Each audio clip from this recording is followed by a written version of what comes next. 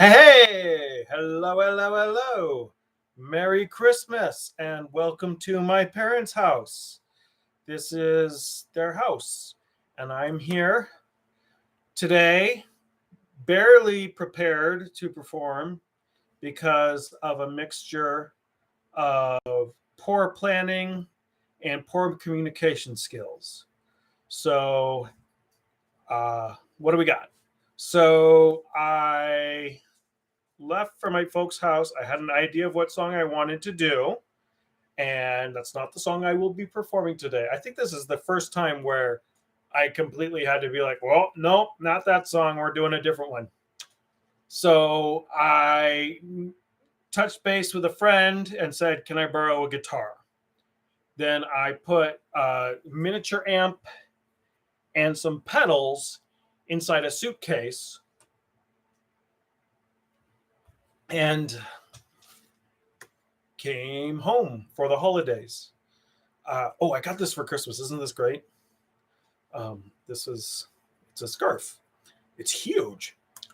And so, my friend, I came into town on Wednesday.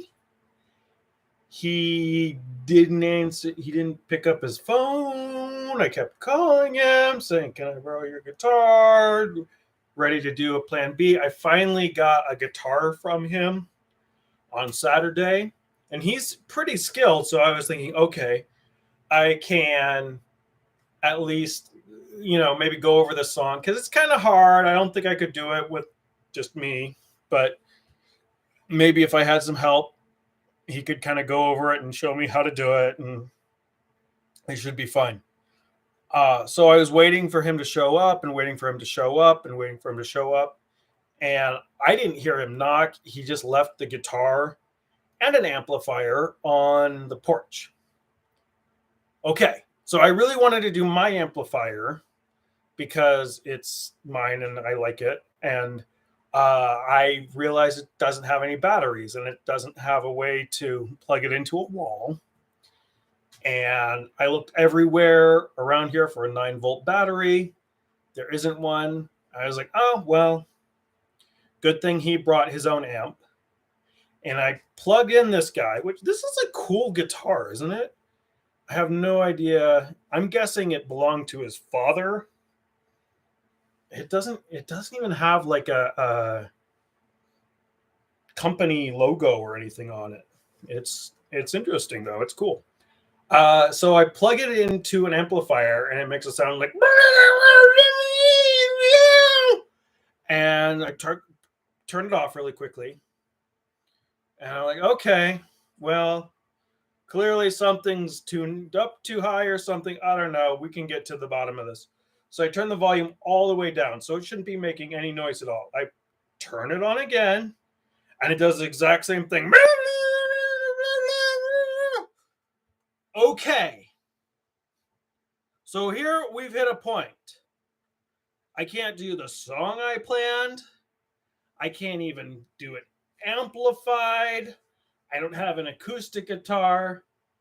I'm going to have to find a different song and do it just strumming an electric guitar with no amplification. And it would have been fine if I'd said, well, it's Christmas, I'm not going to do it. But I'm just so worried that if I'm like, oh, I'm not going to do it on Christmas, then next week I'm going to say, oh, it's New Year's, I'm not going to do it. And then next week I'm going to be like, oh, I forgot. And it's just going to keep going until this is an abandoned project that I never finished. And I really, really don't want to quit anything else. It's really important to me that I prove to myself that I can stick through with something at this stage in my life. You can kind of see Nellie. She keeps walking back and forth in the background. So if you see a little doggy right there, that's what Nellie is. Nellie is a doggy. So we're going to go for it. I just Googled easy Christmas songs to learn on guitar. and found one that I hadn't already done because most of the songs I've done this month have been on there. This is a song called White Christmas, and it was originally done for a musical that I've never seen or heard of before by Bing Crosby. That's not the version that I'm familiar with. And the only really interesting thing I have to say about it is the version that I'm more familiar with is the doo-wop version that they play at the beginning of the film Mixed Nuts, a Steve Martin comedy from the early 90s after his career had kind of wasn't doing so well and kind of a miss, not so much a hit. I saw it when I was like 12 or 13. I remember it was a big deal that I was getting to see this PG-13 movie. I thought it was the funniest movie I had ever seen up to that point. I loved Mixed Nuts, and I guess it was probably my favorite Christmas movie because it is a Christmas movie. And there's a lot of running gags about Christmas in LA being not the kind of Christmas that one would associate with the Americana version of Christmas. And I don't hate the movie. So I saw it like, geez, almost 10 years ago now. Someone I knew had a DVD copy of it. And I was like, oh, Mixed Nuts. I remember that from when I was a kid. It's probably not as good as I remember, but I kind of want to check it out. And so I put it on. And the main thing that I remember is that, like, I feel like subtitles are just such an afterthought on DVDs and Blu-rays and what have you. Like, usually you get English and Spanish and maybe French, even on movies like Avatar or Jaws or, some big movie that everyone wants to see. And on Mixed Nuts, they have options for like 14 different languages in the subtitles. It's like Vietnamese, Tagalog, Farsi, Esperanto, Klingon, like Latin, like language. I mean, it was kind of amazing. Like, I just wonder, like, who decided that for Mixed Nuts, they were going to go all in on subtitles? And that's my Mixed Nuts story, and that's kind of my White Christmas story. So I also don't have a guitar pick because, remember, poor planning. So I'll be using this Starbucks gift card, which I want to say something about gift cards before we start. Gift cards are stupid. And I don't want to look a gift horse in the mouth, but like on the envelope to open this up, it says, treat this like cash. And it's like, really, Starbucks? Can I use this to pay my electricity bill? And like, Starbucks is really trying to get you on this thing where you can reload your gift card in case you want to spend more money on coffee later on. It's like, why don't I just take the money and spend it on coffee?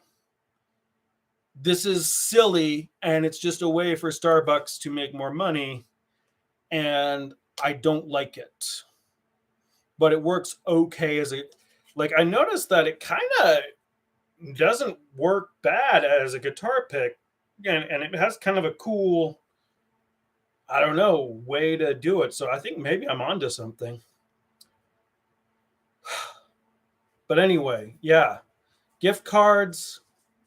Again, thank you very much for the Starbucks gift card, but it grinds my gears how this is clearly a scam. So I am reading this book, and in this book, she mentions that whenever she would perform, she would practice all her songs 30 times beforehand to make sure she got them down. I don't think I've practiced this song 30, maybe about 30 times. I stopped keeping count like a couple hours ago. I don't think I'm quite there yet, but I think that's like a good thing to remember, that like to get a song down good enough to play it in public, you should practice it at least 30 times. That's my new rule of thumb. Okay. And I am going to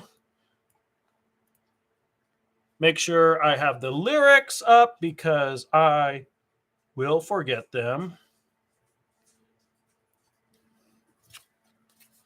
Let's get started. Okay. I'm dreaming of a white Christmas, just like the ones I used to know, where the treetops glisten and children listen to hear sleigh bells in the snow. I'm dreaming of a white Christmas, with every Christmas card I write. May your days be merry and bright, and may all your Christmases be white. I don't know how well that picked up on the thing. If it didn't pick up well, that's okay, because then you can't hear my mistakes. If it did pick up well, great. I don't know what song I'm going to do next week. I am almost certain it will not be Auld Lang Syne or the U2 song New Year's Day. I'm kind of holidayed out after doing 3 or 4 Christmas songs. I think it was only 3, but that is 3 more than I intended to do. So, good job, everybody. Thanks for watching.